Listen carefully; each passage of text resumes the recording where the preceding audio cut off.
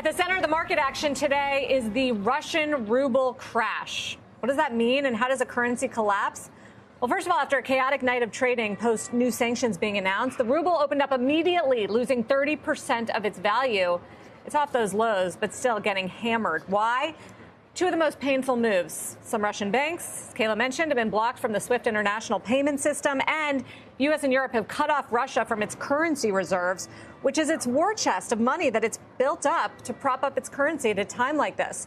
Russia still does have access to its Chinese lifeline, as far as we know, and it's got gold that it could sell, but it's going to be a lot harder to defend itself against this currency crash. So what Russia can do, it started to do.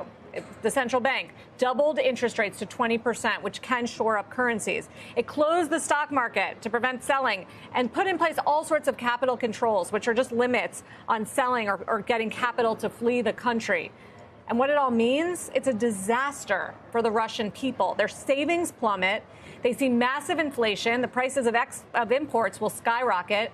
And when they can eventually travel again, it'll be exorbitant for them because their money is just going to buy less everywhere.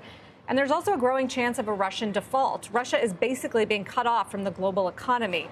One key to monitor will be if we see broader scrambling for dollars in the system, the pressures in the money markets because of the ripple effects on European banks and companies. That's why investors are on alert for the Fed and other big central banks to open up potentially emergency swap lines to boost liquidity and ease the run for dollars.